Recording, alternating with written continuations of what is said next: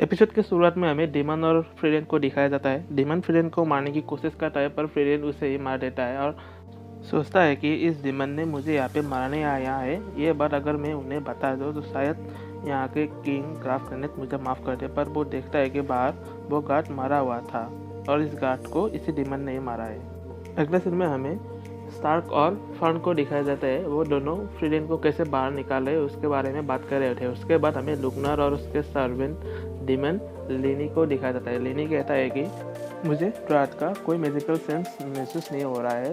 लुगनर कहता है कि वो अब मर चुका है। लेनी कहती है कि उसने शायद उसे अंडर एस्टिमेट किया।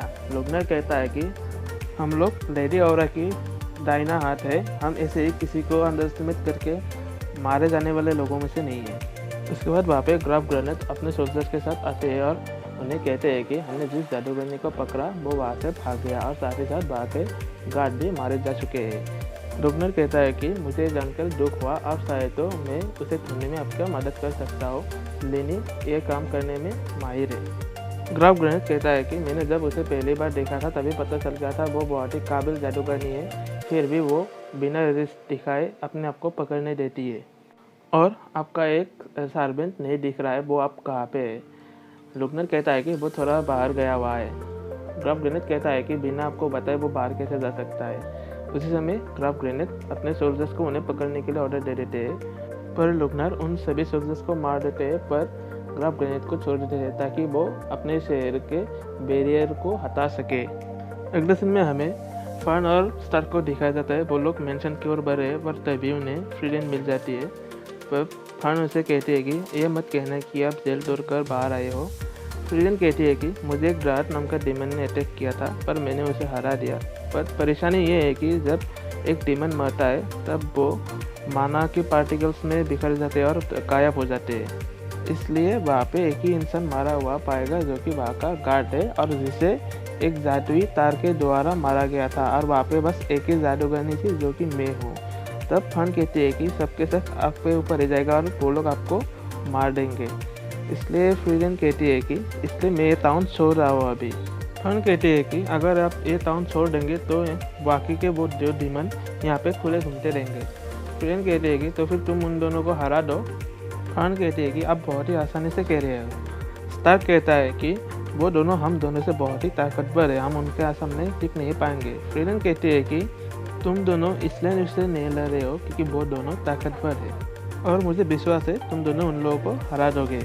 और स्टार्क फिर भी उनसे विनती करते हैं कि वो थोड़ा सा मदद कर दे और फन उसे खिसक के ले जा रहे थे अपने साथ ही और कहता है कि तुम्हें नहीं समझ में आता कि कब गिव अप करना चाहिए। कुछ समय बाद स्टार्क और फन को महल के अंदर छुपके आते हुए दिखाया जाता है और उसी ही महल में ग्राफ ग्रेनेड बंधा हुआ था और उससे लुगनर कहता है कि हमें जादू बहुत ही पसंद है, जैसे क्वाल को भी है। वो 7 सेज ऑफ डिस्ट्रक्शन में से एक थे और जिसने अपने किलिंग मैजिक को सालों साल डेवलप किया था। हम डिमंस एक ही जादू के ऊपर सालों साल रिसर्च करते हैं उसे डेवलप करने के लिए, पर जादू बहुत ही पेचीदा होता है, जैसे कि लेजेंडरी जादूगरनी फ्लामा की ये बैरियर जो तुम्हारे टाउन को हमारे हमलों से बचा रहे हैं। तुमने हमें यहाँ पे आने के लिए इजाज़त दिया, यानी कि इस जादू को कंट्रोल किया जा सकता है और तुम्हें मुझे ये सिखाना होगा। मैं तुम्हें कुछ समय दे देता हूँ और ये अच्छे से समझ लेना। उसके बाद ही वहाँ पे स्टार्क आ जाता है और वो ग्राफ ग्रेनेड को मदद करने की कोशिश करता है। ग्राफ ग्रेनेड कहता है कि तुम तो उन तीनों एडवेंचरर्स में से एक हो ना, मुझे लगा था कि मेरा बेटा है। स्टार्क उनकी रस्सी काटने की कोशिश करता है पर वो काँप रहा था और वो कहता है कि ये रस्सी कट नहीं रहा है, क्या ये मैजिक से बना हुआ है?